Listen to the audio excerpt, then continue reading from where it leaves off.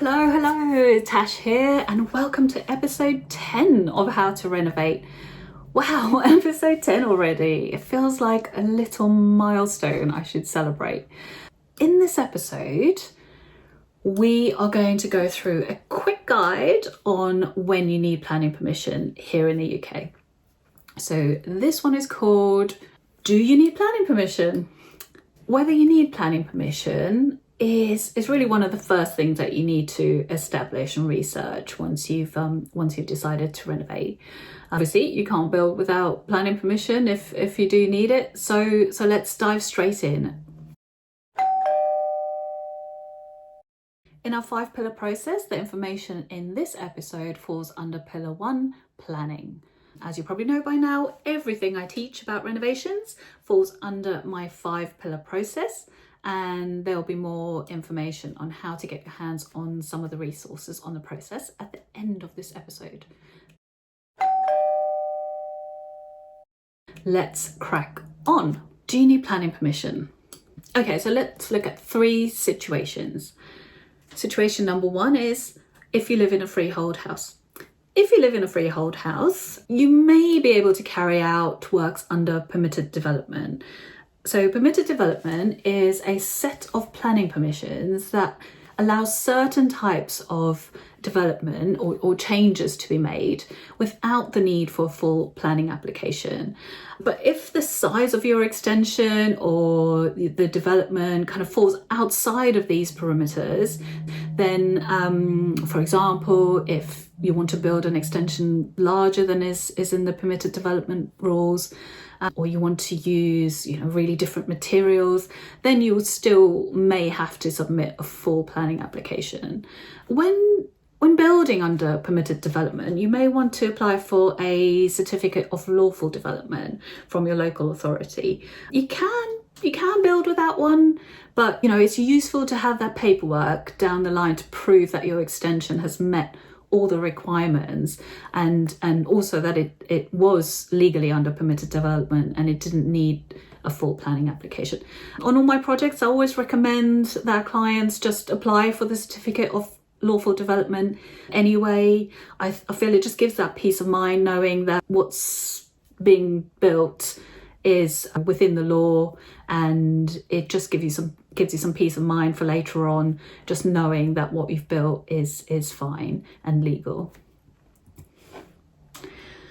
So the second situation is if you live in a flat or an apartment or a maisonette.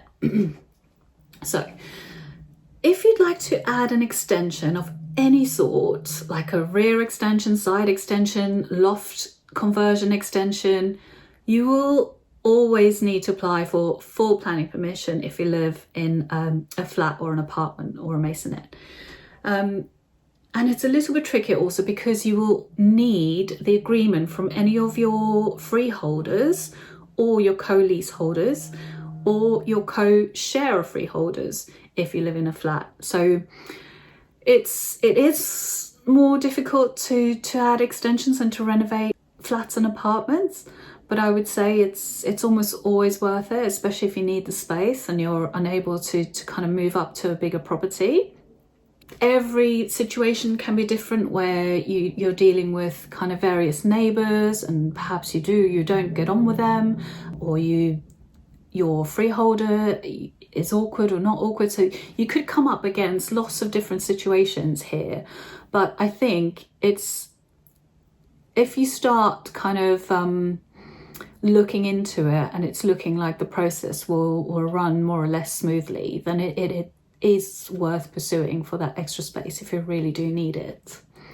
Okay, so let's look at situation number 3. So this is if you live in a conservation area. So if you live in a freehold house or a flat in a conservation area, if you live in a freehold house, you usually won't have any permitted development rights.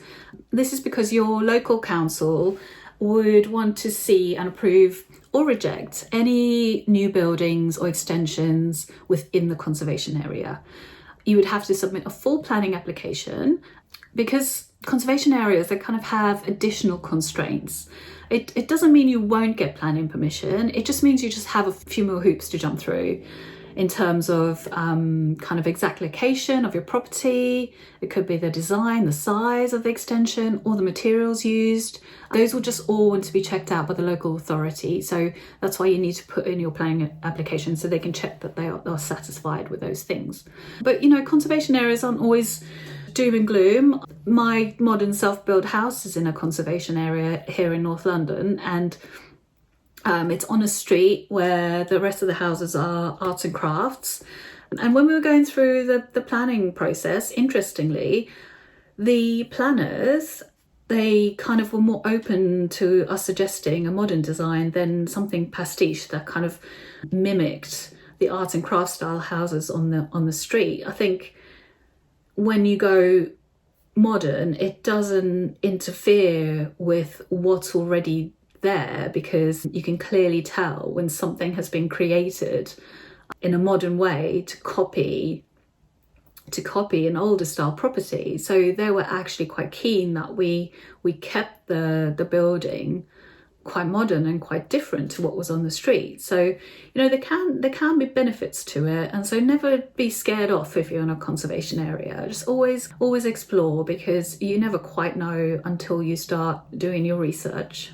Okay, that was it. That was a super quick guide as to whether you need planning permission or not. And that wraps up episode 10 already. So I hope it was helpful to you, and I'll see you in the next episode. Bye for now. For more information on my 5-pillar process for successful renovation, you can go directly to southplacestudio.com/pillars, where you'll find an introduction to the process and what each pillar covers.